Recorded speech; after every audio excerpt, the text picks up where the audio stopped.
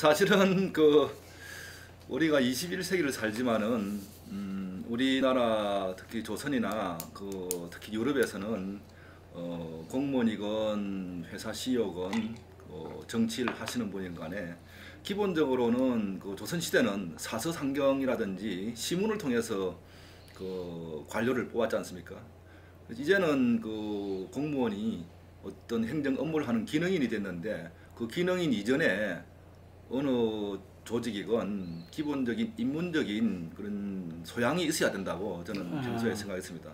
그게 우리 옛날 선비들도 그랬고 또 서양에서 어떤 직책을 담당하는 분들도 그렇게 했었고, 그래서 그분들도 플라톤, 아리스토텔레스 그런 또 수사학이라든지 여러 가지 이제 기능 더하기 기본적인 이제 문사철을 한 것이죠.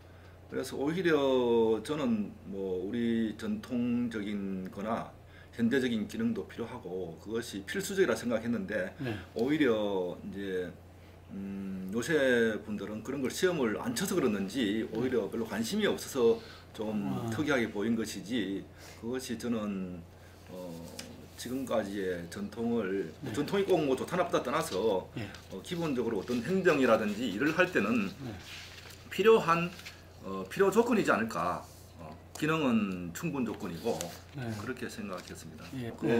생각업성, 그것은 이제 우리나라에서는 무사고증 여러 가지 이제 번역을 하는데 제가 이제 나름대로 번역을 한 것인데, 아시는 것처럼 이제 독일 유태인 독일에서 태어난 한나 아렌트라는 이제 정치학자가 나중에 미국으로 망명을 했지만은 여자 정치학자가 한 이야기입니다. 그리고 영혼이 없는 것은 아시는 것처럼 막스 베버가 한 이야기인데 기본적으로 생각은 비슷하지만은 좀 다른 의미를 가지고 있는 거죠. 그래서 이것도 우리가 헌법이라든지 법률적인 다 가치가 있는 것인데, 쉽게 말하면은 위에 상사가 어떤 명령을 한다 하더라도 그 상사가 살인을 하든지 사회 윤리라든지 이제 도덕에 어긋나는 명령을 한다면은 그것은 부당한 명령이죠. 우리 법률에도 부당한 명령은 따를 필요가 없다 그렇게 되어 있는데, 그렇지만 조직 현실에서는 쉽지 않은 것이죠. 그래서 제가 이 책에도 나와 있지만은 처음에는 우리가 고객이나 국민이 있고 우리 상사하고 조직 이제 직원이 있는데, 이 고객이 우리에게 이제 월급을 주고 또 세금을 쓰게 하고 하는 원천이었는데, 나중에는 결국 이제 상사만 따르고 고객의 뜻보다는 상사의 뜻을 따르는, 원래는 고객이 그 물건을 사거나 세금으로 우리 조직에 봉급을 주는 사람들인데, 그분들은 멀리 떨어져 있고 당장은 상사가 월급을 주는 것처럼 의제가 되어 있기 때문에 상사의 말을 따르는 것이죠. 그래서 상사가 명령을 하면은 자기가 그 직을 유지하고 그 회사에서 쫓겨나지 않기 위해서 그것을 하는데, 실제로는 이것이 잘못됐다는 것이죠. 이 고객이 자기에게 월급을 주는 사람이고 고객이 원하지 않는 물건을 살 수는 없지 않습니까? 그러면은 이 상사나 자기나 다 회사에 쫓겨나는 건데, 보통의 조직에서 보면은 우리가 헌법 가치라든지 국민의 요구라든지 또 회사 같으면은 소비자의 요구를 그건 멀리 있고 당장은 상사가 부당한 거라 하더라도 따를 수밖에 없는 구조로 되어 있는데, 원래 그것이 잘못되어 있다는 거죠. 그래서 상사의 명령이 옳은지 안 옳은지를 생각을 해보고 그것이 헌법에 어긋나는지 법률에 어긋나는지 또 소비자의 요구에 맞는지 안 맞는지, 우리 지난번에 옥시 그런 사건도 있었지만은 소비자들이 그런 물건을 원할 리는 없잖아요. 가습기에서 나오는 것이 어린 애들에게 그 좋은 뜻으로 했는데 나오면은 그러면은 고객의 그것을 배반한 것이잖아요. 그렇지만은 회사에서 상사는 의도적인지 의도적이 아니었는지 실수를 했을 수는 있죠. 그렇지만은 거기에 대해서 고객이나 국민들의 그 뜻을 얼마나 생각했느냐, 상사의 뜻보다는 고객이나 국민의 뜻을 먼저 생각하는 것이 중요하다. 그래서 생각 없은 병이 있으면은 결국에는 그 상사도 망하고 자기도 망하고 결국에는 조직도 망하고, 그러면은 그 고객이나 국민들도 피해를 본다는 것이죠. 그래서 그래서 영혼이 없다는 그것은 이제 일을 할 때 불편부당하게 하라. 어느 시민단체건 어느 그 로비스트건 거기에 편들지 않고 그것을 로비하지 않는 사람의 대중의 뜻도 생각해서 불편부당하게 하라는 그런 것이 그것이 영혼이지, 그거하고는 저는 막스 베버는 다른 뜻으로 그 관료들의 전문성, 중립성 이런 것을 저는 이야기했다고 생각합니다. 이런 이야기가 있습니다. 어떤 행위를 할 때 이제 판단이 이제 그 알쏭달쏭한 경우가 있는 거죠. 확실하게 살인을 하라는 것처럼 명시적으로 그런 거 안 하겠죠, 그죠? 그렇지만은 이것이 국민 경제에 도움이 된다는데 그런 식으로 포장을 하지, 뭐 살인하라 이런 식으로 이제 지시를 할 리는 없지 않습니까? 그렇죠. 한번 알아봐라. 그것이 국민 경제에 도움이 된다. 해악을 끼친다고 지시할 분은 없으니까. 그럴 경우에 이제 판단을 해봐야 되는 것이죠. 그것이 그래서 저는 이런 생각을 합니다. 내일 아침에 언론에 이것이 난다든지 아니면은 내가 뭐 감사를 받는다든지 그럴 경우에 내가 답변을 할 수 있느냐? 그 답변의 근거가 어떤 사익의 추구가 아니라 헌법이라든지 법률에 있는 그 가치를 충실하면서 방법이 틀릴 수는 있는 것이죠. 그것을 항상 그 공직자나 회사에 있는 그 담당하는 사람도 생각을 해봐야 된다고 생각합니다. 상사가 이렇게 한다 해서 그것이 약물을 있는 그런 가습기를 할 수 있는 건 아니니까. 그럼 그 직위에 있는 분은 이것이 과연 공익에 도움이 되느냐? 결국 그것은 공익과 사익의 추구죠. 참 충돌이죠. 어떻게 보면은. 그래서 이것이 공익에 뭐 100%고 사익이 0이고 이런 건 없죠. 사익들이 또 모여서 공익도 되는 거니까. 그렇지만은 이것이 공익에 적어도 뭐 70% 이상은 되고 사익이 있는지 그건 다퉈봐야 되겠지만은 거의 사익을 추구한다. 그러면은 그거는 내일 내가 누구한테 친구가 물어본다든지 그렇게 할 경우에 바로 그러면 답이 나오지 않을까 생각이 듭니다. 애매한 것은 뭐 나중에 이제 법원이건 언론이건 판단을 받아봐야 되겠죠. 세상에 그런 일이 있으니까. 그래서 제 책에서도 나와 있지만은 제가 여기에 이제 그 견제하고 감시하는 그런 이제 행위를 하는 기관들이 많이 있는데 제가 소금 기관이라는 용어를 뭐 지금까지 있었는지 없었는지는 제가 조사를 안 해봤지만은 제가 이제 의도적으로 만들었다고 저는 생각하는데, 어떤 행위를 할 때 자기가 일을 하면은 자기 얼굴은 자기가 모르지 않습니까? 자기가 하는 일을. 그러면은 이제 우리가 훈수 둘 때는 더 잘 보이듯이 옆에 있는 언론이라든지 아니면 객관적으로 보는 교수라든지 아니면은 그 제3자 행위를 하지 않는 뭐 감사라든지 사회이사라든지 아니면은 국회의원이라든지 그런 시민단체라든지 그런 분들이 의견을 낼 수 있는 거죠. 그런 의견을 낼 수 있는 시스템이 체제가 안 돼 있는 나라는 이제 민주주의가 아니고 이제 후진국으로 이렇게 볼 수 없는 거죠. 그래서 자기 자신의 생각을 하고 헌법이라든지 위에 상위 그 규범이나 가치를 판단하는 것도 중요하지만은 옆에 동료라든지 옆에 있는 분들도 사실은 그 생태계나 공동체의 일원이기 때문에 그분들도 그런 것을 해야 될 저는 의무가 있다고 생각합니다. 그런 옆에 분들이 아마 이야기를 적게 한 것은 참 그분을 위해서나 이야기 안 한 분들을 위해서나 참 불행한 일이죠.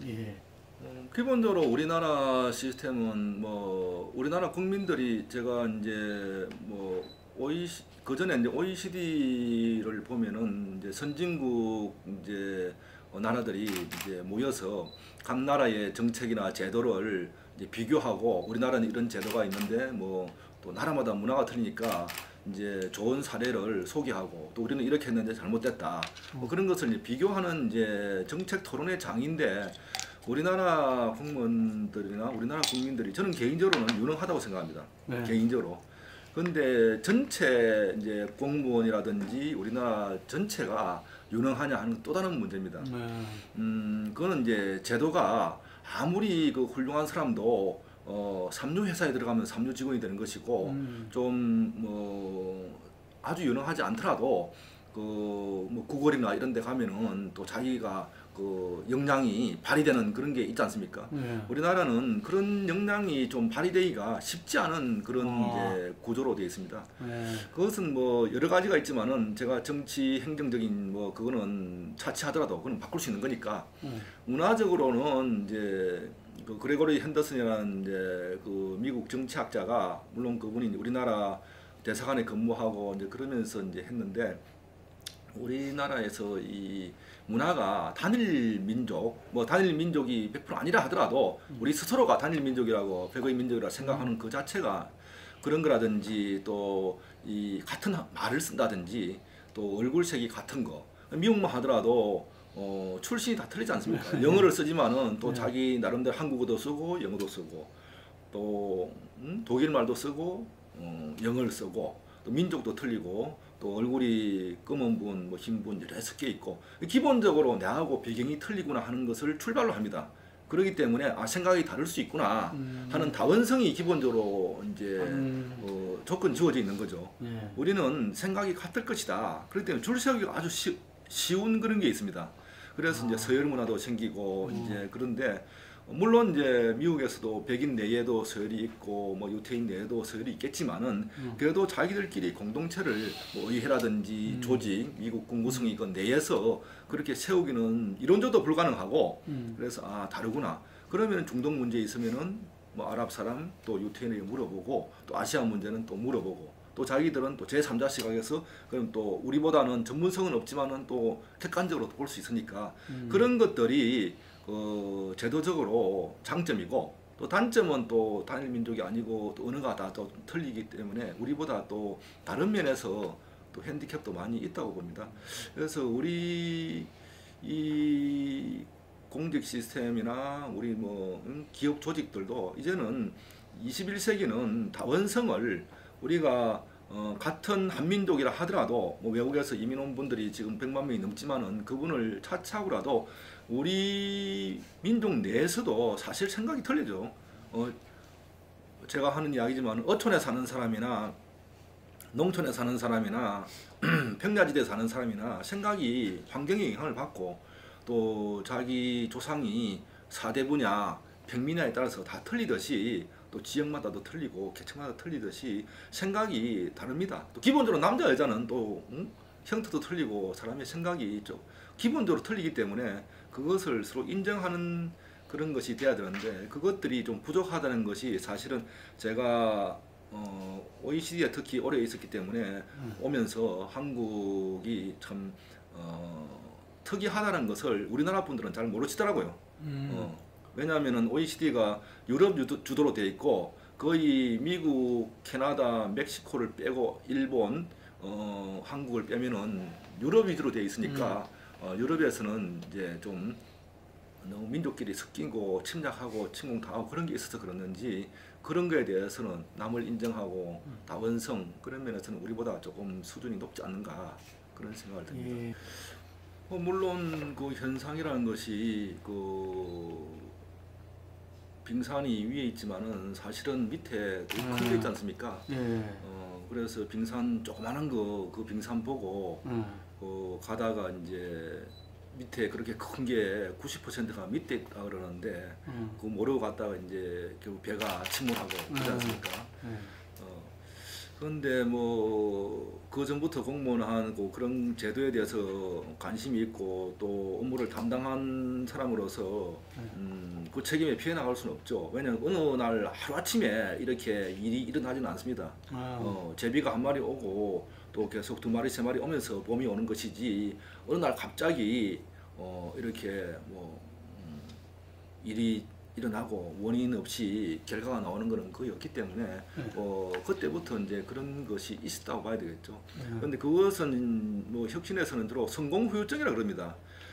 우리는 아까 말씀드린 것처럼 단일 민족이고 어떤 일을 할 때 여기저기 의견을 듣기보다는 우리나라는 국회만 하더라도 미국의 상원, 하원이 있듯이 그런 것이 아니고 단원제고 좀 효율적으로 일을 하게 돼 있습니다. 그리고 우리나라는 나라가 좁고 또 IT가 잘 되기 때문에 어떤 일을 마음만 먹으면은 한 달 내에 이루어지고 그런데 외국에서는 그런 일들이 보통 1년, 2년 근데 시행이 되고 나면은 또 확실하게 또 실행이 되고 그런데 우리는 한 달, 2달 만에 되고 또 바뀌고 뭐 그런 것도 있는데 체제가 구축이 안 돼 있는 그것도 있고 그래서 효율을 너무 이제 주장하다 보니까 그런 게 있고 효율하고 조금 이제 대척점에 있는 것이 민주적인 정당성이 우리는 약한 거죠. 그래서 어떤 일을 할 때 법률보다는 시행령이나 시행규칙에 몰두하고 그 법률이나 헌법 정신에 맞는지 안 맞는지, 사실 이것도 크게 보면은 권력의 사유화죠. 그것이 이제 권력이 사유화되는 것은 헌법에 있는 것이지 시행령이나 시행규칙에는 없는 거니까, 이제 공무원이나 정치하는 분들 헌법 정신에는 분명히 공익을 추구하고 대한민국의 모든 권력은 국민으로부터 나온다고 되어 있는데, 그분들이 과연 국민을 생각하면서 했는지 사익을 추구했는지, 그런 데 대해서 제도는 있지만은 그 제도가 실행되는 데 있어서 엄청나게 약했다고 봐야 되는 것이죠. 그래서 앞으로도 이런 것들이, 이번이 이제 좋은 기회인데 과거에 효율적이고 민주적 통제가 덜 된 것이 이제는 아니구나, 이제는 효율성도 중요하지만은 민주적인 통제라든지 헌법 가치를 실현하는 것도 중요한 이 제도의 한 부분이 돼야 된다, 그런 각성을 한 것은 뭐 좋은 교훈이라고 보는데, 그것은 이제 문화로 체화돼야 되니까 시일이 걸리고 많은 그 비슷한, 이거보다는 크진 않겠지만은 사소한 사건들이 앞으로도 충돌이 있지 않을까 봅니다. 조선시대에도 어떤 권력을 왕이 하거나 또 의정부나 각 이제 부서 판서들이 할 경우에 제 책에도 나왔지만 삼사라 해서 사헌부라든지 사관원, 홍문원에서 끊임없이 상소를 하고, 물론 일반 선비도 하겠지만은 그분들은 하는 직책이 그거지 않습니까? 그래서 끊임없이 했는데, 지금 그 기능을 공식적으로 하고 있는 것은 이제 검찰, 그리고 검찰이 문제를 제기하면은 이제 법원이라든지 감사원에서 하는데, 그 1차적으로는 이제 검찰이 하는 것이죠. 그리고 이제 지금은 조선시대와 틀려서 언론이라든지 또 시민단체, 또 종교, 학교에서도 그런 거 하죠. 왜냐하면 그것은 기업이라든지 공무원은 어떤 민의나 정책의 당사자고, 학교 교수분들은 전공은 있지만은 직접 당사자는 아니라고 볼 수 있는 거죠. 전공이 환경이면은 환경의 간접 당사자지 자기가 민원을 낸 분은 아니니까, 이런 분들이 이제 소금기관으로서 역할을 해야 되는데 그 기관들이 이제 문제 제기를 하지 않은 것도 있고, 또 지금은 옛날에는 3사가 있었지만은 지금 검찰이 이제 공직에서는 거의 독보적으로 역할이 되다 보니까 견제와 균형이 안 되는 뭐 그런 면도 없지 않았다고 볼 수 있죠. 민간이 언론의 역할과 또 검찰의 기능은 틀리니까, 언론은 문제를 제기할 뿐이지 자기가 어떻게 그 조치를 취할 수는 없지 않습니까? 언론이 그 어떤 행위에 대해서 집행 능력이 있는 건 아니니까, 그런 면에서는 이제 그 검찰이 조선시대 3사처럼 그런 정신을 가지고 하는지, 또 그분들도 어떤 사익을 또 조직의 이해를 먼저 앞세우는 건지, 그것은 앞으로 제도 개선할 때 면밀하게 검토를 해야 되겠죠. 참 그 쉽지 않은 과제인데, 공직 내에서도 이제 이런 것에 대한 그 인식이, 그래서 이렇게 하니까 이제 여러 가지 이제 힘들어지구나. 그분들이 이제 공직을 할 수도 없거니와 이제 범죄자가 될 수도 있고, 뭐 재판을 받아봐야 되겠지만은 그럴 가능성이 있기 때문에 그런 것에 대해서 신경을 많이 써야 되겠죠. 그래서 이제 리더십에 이런 이제 유행이 있습니다.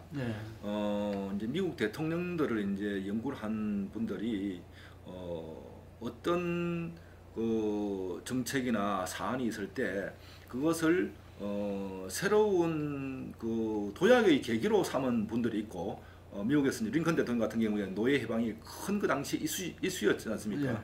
근데 그것을 이제 미국을 한 단계 그 변화시키는, 점프할 수 있는 기회로 만드는 것을 이제 트랜스포밍에 대해서 그 변혁적 리더십이라 그러고, 그렇지 않고 이제 정파적인 이해에 따라서 하는 것을 거래적 리더십이라 이제 그렇게 하는데, 지금까지 한 이제 형태들이 사실이라면은 거래적 리더십에 해당되는 것이죠. 정치 위에 있는 지도자들이 그렇게 거래적 리더를 하고, 거기에 이제 그 행동으로 옮겨진 것은 결국 공무원들을 통해서 한 거니까, 본인이 직접 한 것은 그리고 본인이 뭐 지시를 해서 한 거니까, 그럼 거기에 있는 이제 행정관료라든지 공무원이 거래적 리더십에 동참을 한 것이죠.